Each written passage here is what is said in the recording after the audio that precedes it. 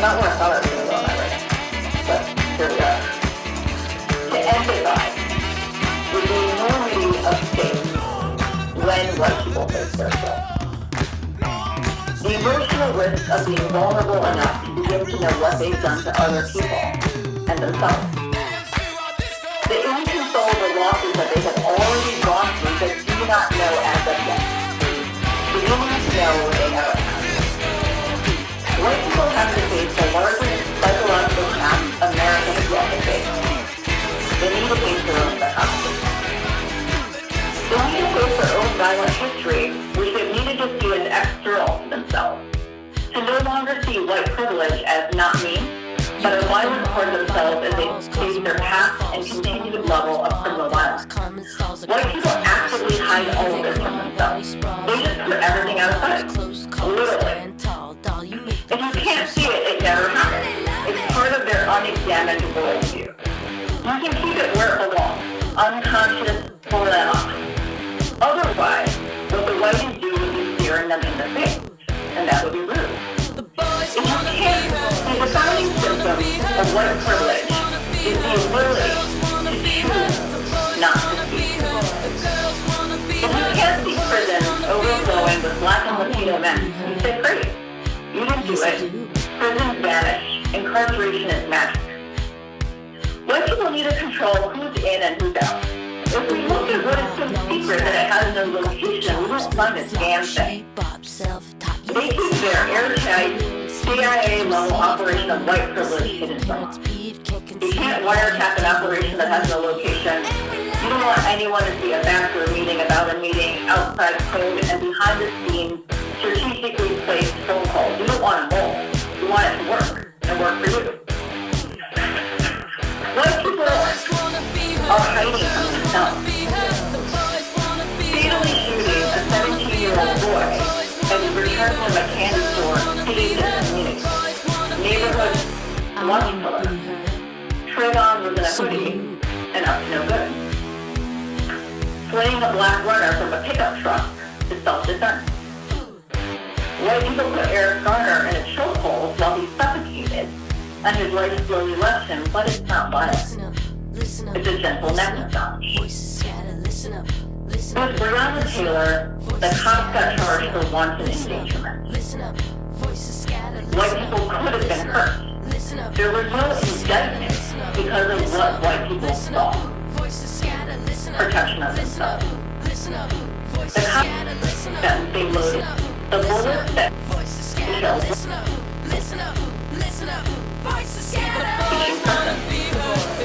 History will not be written, and they're not here. There will be unknown, and we can see this right now.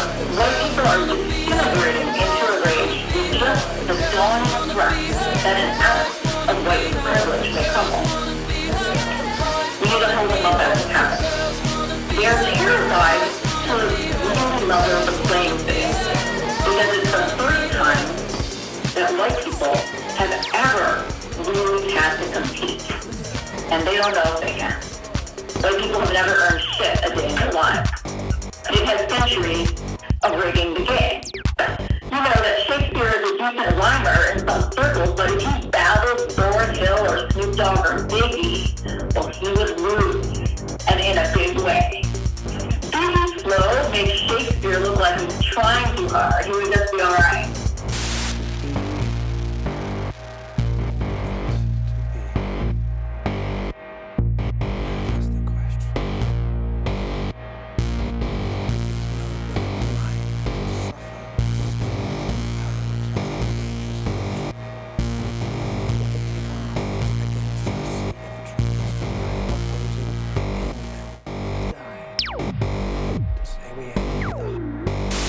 Biggie Smalls is the wickedest. Niggas say I'm pussy, I dare you to stick your dick in this. If I was pussy, I'd be filled with syphilis, herpes, gonorrhea, chlamydia, getting rid of ya. He would never enter the pages of history. He would be an unknown. Instead, we would know Mithra, Sunburn Flu, Queen Indradeni of the Chimer, and the Queen of Blow of the Napardine. Yeah, I know that Biggie and Snoop like in the same breath. I like Biggie. I like Snoop. I just figure that like when America is like really ready, a not yet, so let's go back to it. The game is radio. White privilege was meant to run outside of the game. Its location is backdoor, it's always been. And yet white people set themselves up to lose, they just didn't know it. They rigged the game to control the canon, because they could never really compete on the world stage. And it's graffiti sprayed all over the cultural unconscious in large block letters. White people can't dance, white men can't jump, white people can't really, well, like, seal the deal, if you know what I mean. They know they were missing something.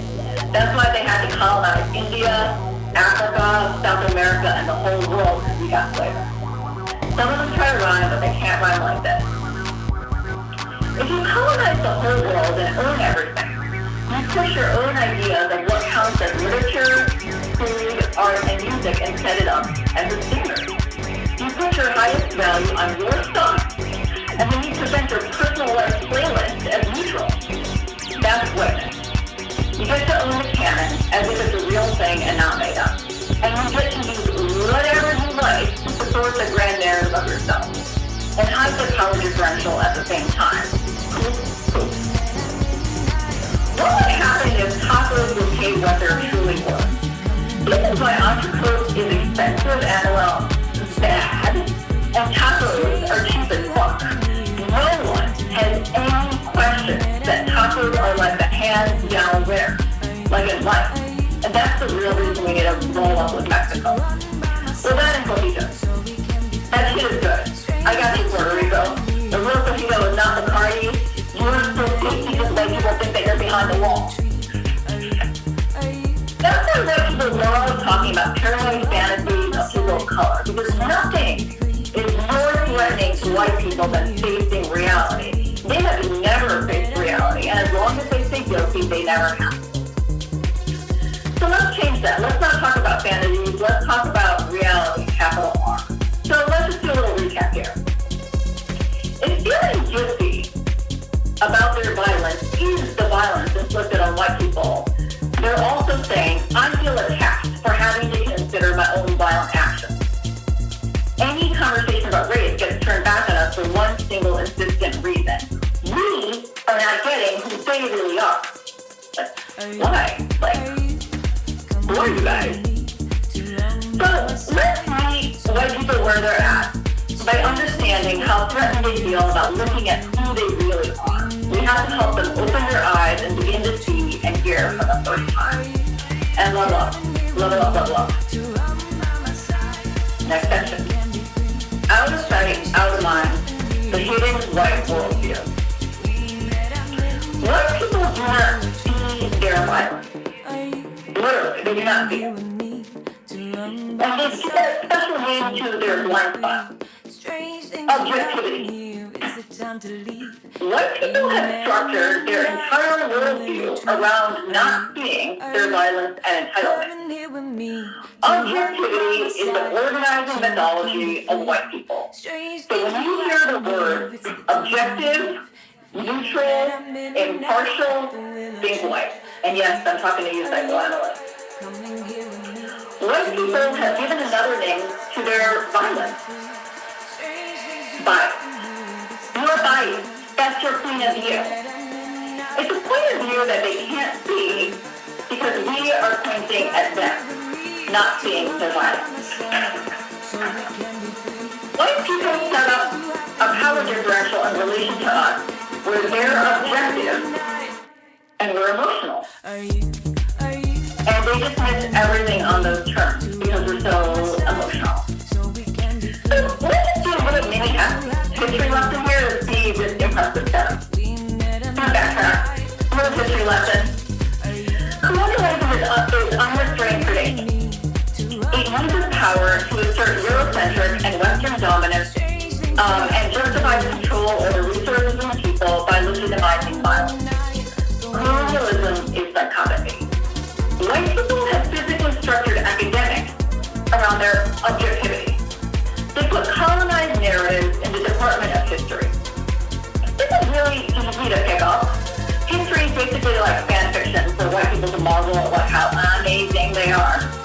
You get the sense that when you talk to white people that they're sort of stuck in like a Marvel comic. Just count the number of times they use the word super. Island is the greatest country in the world. That's a superpower, super freak. They learned this in history class. They leave out their violence. When people put their violence physically outside the history department, they keep it out of place. These have different names. These are called Latin American studies, Caribbean studies, East Asian studies. It goes on. So I'm taking these classes, and just to give you a one-sentence summary, like telling you what I've learned, because I've taken a bunch of these classes and to summarize it. White people culture everything we have. Our land, culture, history, and personhood. Like there. That's it. You've taken all the classes. They keep us apart in different departments, far away from each other, because we all say the same thing. White people have destroyed everything we have, and they don't want black people to know. They fragment communities of color so black people feel isolated rather than know they have a world of community. White people also separate non-black people of color to accept their place outside of history with the coercive promise of privilege. You too can become white one day if you participate in anti-blackness. If you accept the white trap, you're actually accepting your own inferiority. It is designed to fragment all black and brown people, so it's a win-win for the whites. And when you cheat, make sure that all the women he cheats with can never meet. He knows that if they ever got together, they would burn his motherfucker ass to the ground. And that party would be lit. Racism is a hidden continuation of colonialism. White people systematically structuralize their entitlements to practice and policies to keep their violence and hatred out of sight. White people be tricky. They now oppress us through an invisible power differential of unearned assets. White people continue to confer advantage based on race to themselves and a system of disadvantage to non-white groups. Except now that shit is smoother, cleaner, and better sanitized, since the violence is no longer direct. These two different kinds of history actually reflect two different kinds of minds around the perception of violence. White people set up their worldview to avoid seeing their violence. They're objective, and we're emotional, so we can't see straight. Except that psychopaths are unemotional, because they project all of their violence outside of themselves, and never process their own emotions about violence. They are cold and calculating because they never own their own shit. They mysteriously have no negative emotions. Which is why all white people are chillingly objective. Next section. The mask or psychopath. Great goodness. Black and brown people have this sort of shared cultural moment watching white people react to Trump getting elected in. And then watching white people react to his chronic lying. But white people were suddenly like, oh my god, he made no sense. And white people didn't really see the humor in us observing them say this. Because alternative facts are only really new for white people. We know that white people have never made any sense.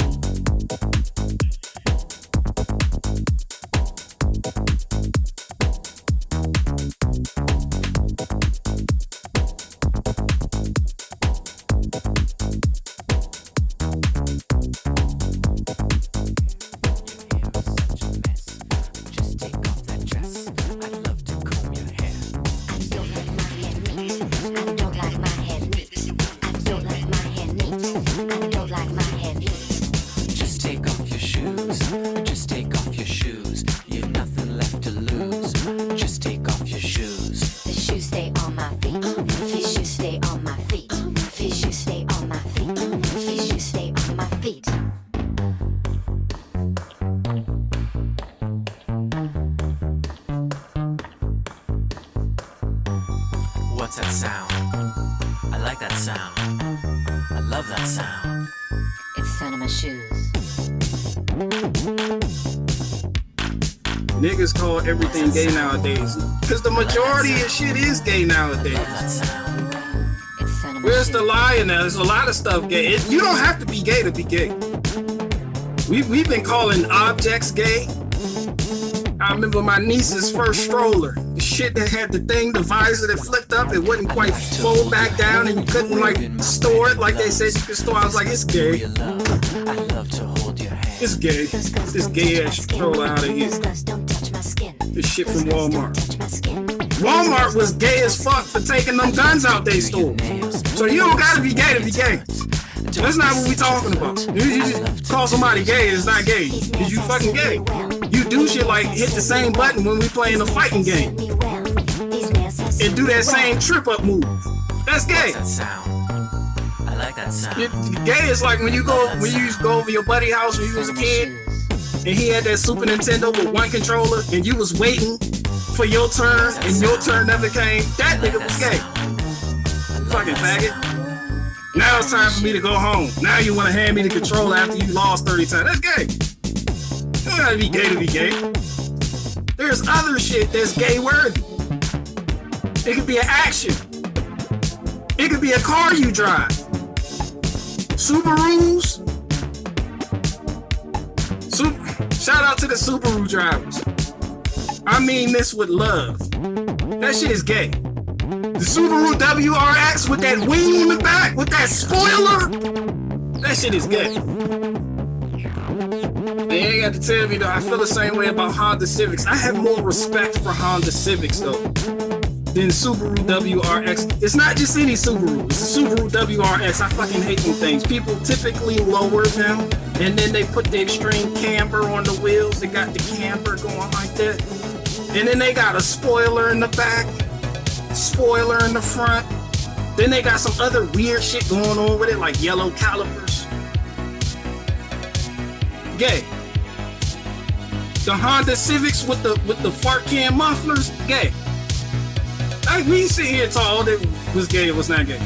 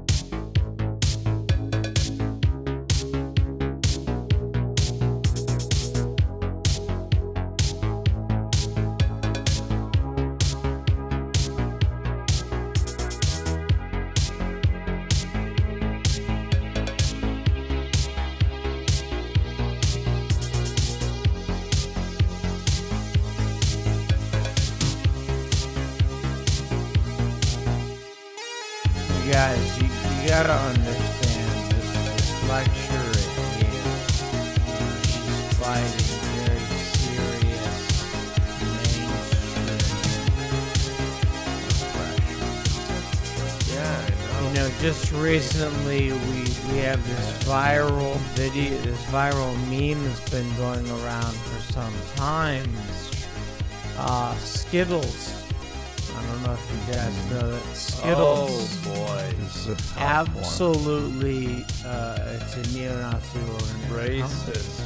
Racist company. Taste Yeah, the rainbow. We have we have this photo. Anymore. We're not tasting the rainbow. We have this no. photo, and it's a bag of Skittles. It's all white, and it says Skittles White Pride. Literally. What? Skittles, Wait, white, the pride, Skittles are white. or pride. Gray. They're literally white. White. And it Skittles.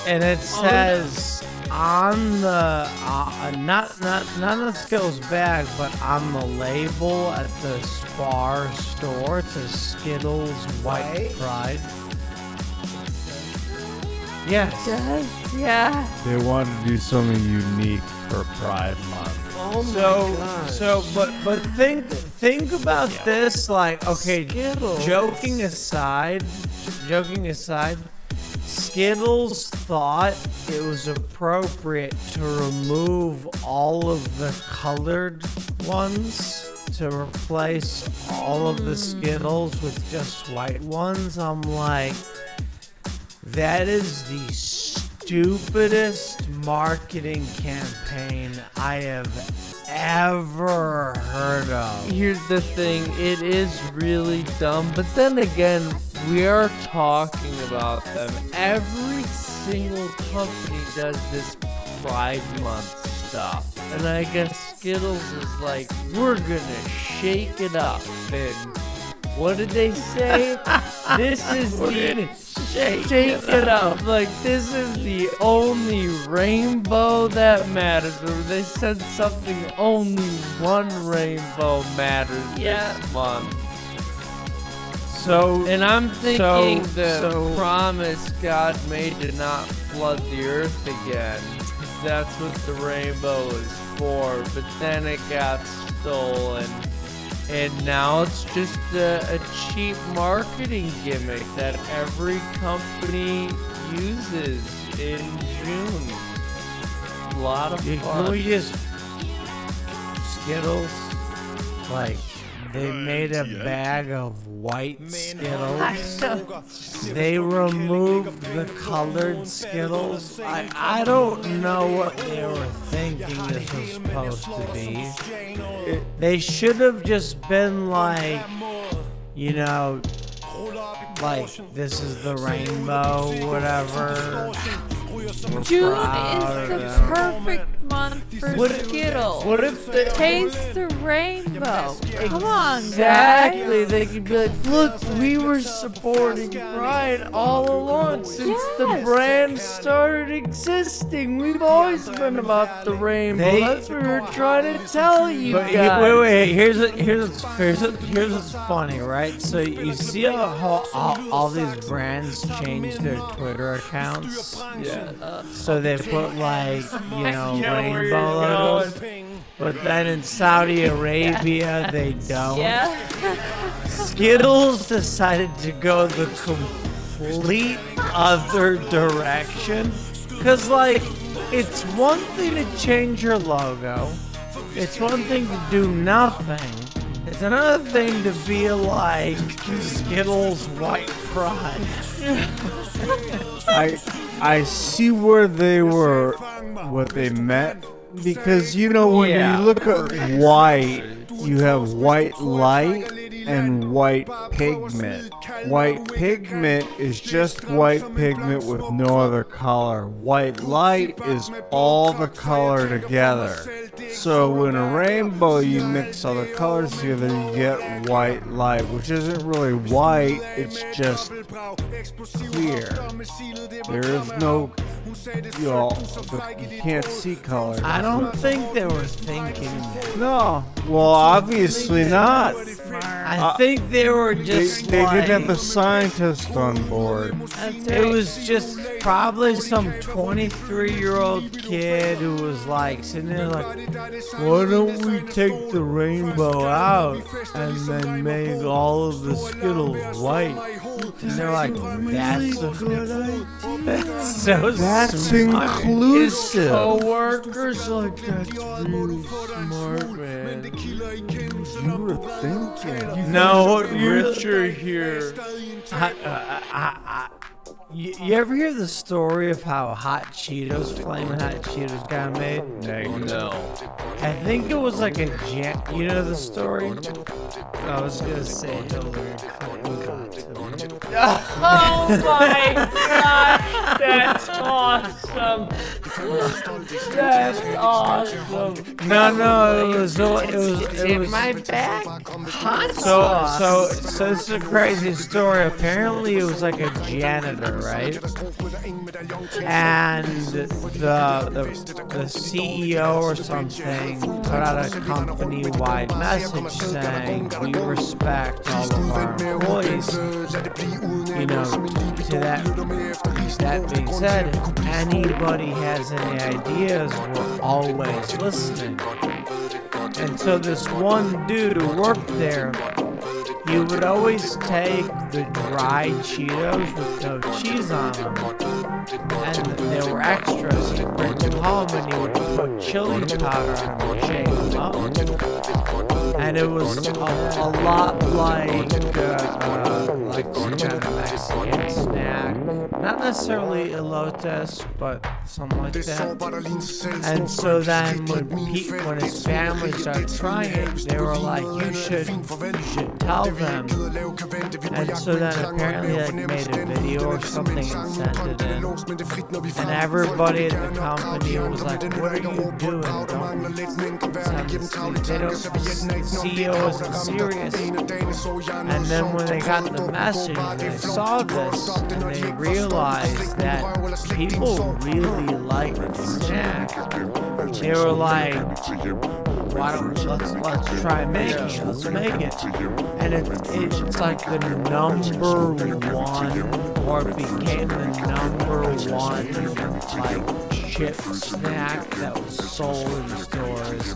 So this guy got promoted, became this high-level six-figure dude. They really meant it. It's one of the coolest stories ever. Yeah, that is great, actually. This one's got to be the opposite.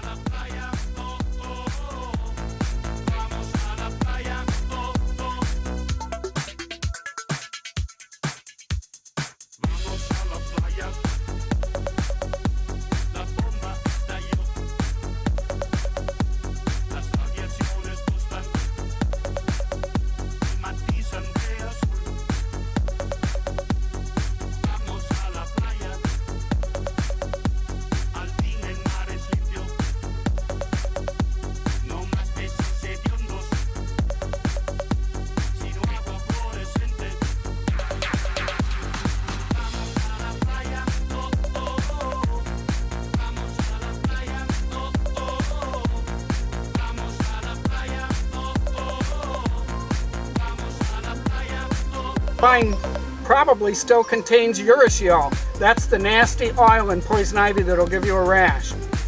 I'm not afraid of this poison ivy because I understand how poison ivy works. If you understand how poison ivy works, you never need to get a serious rash again for the rest of your life.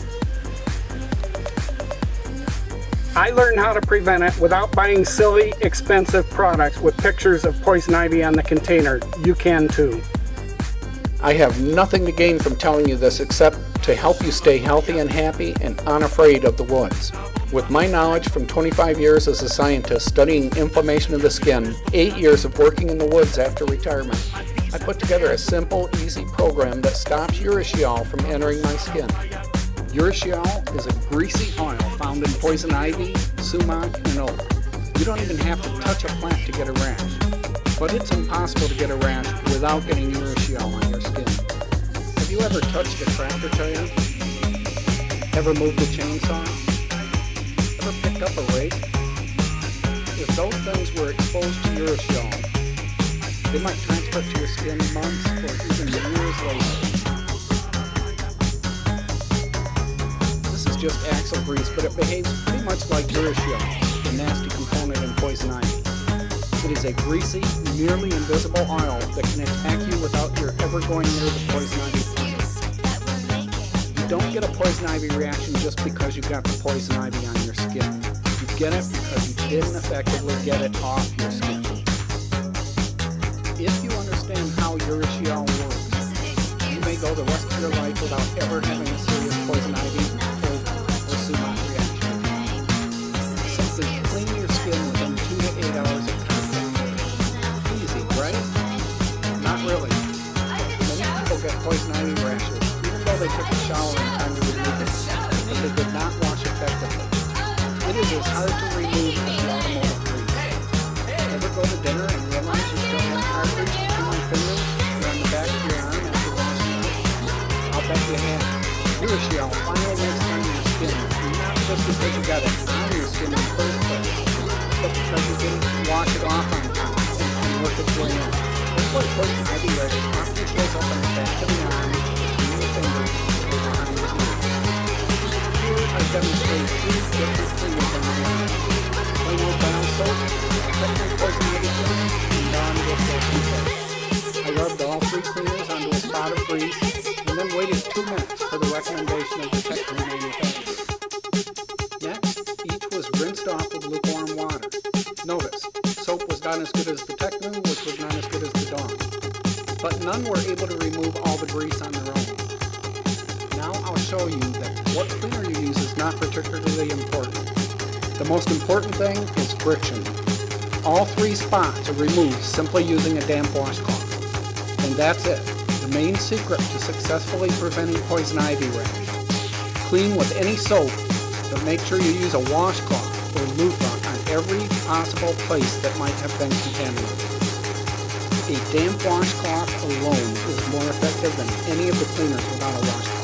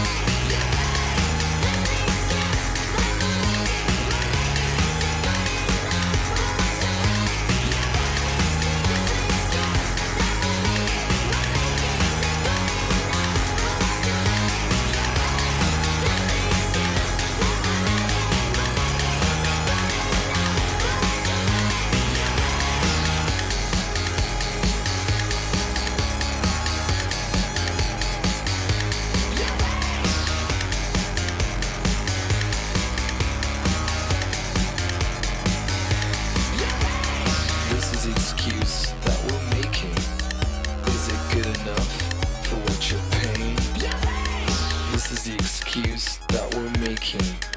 Is it good enough for what you're paying?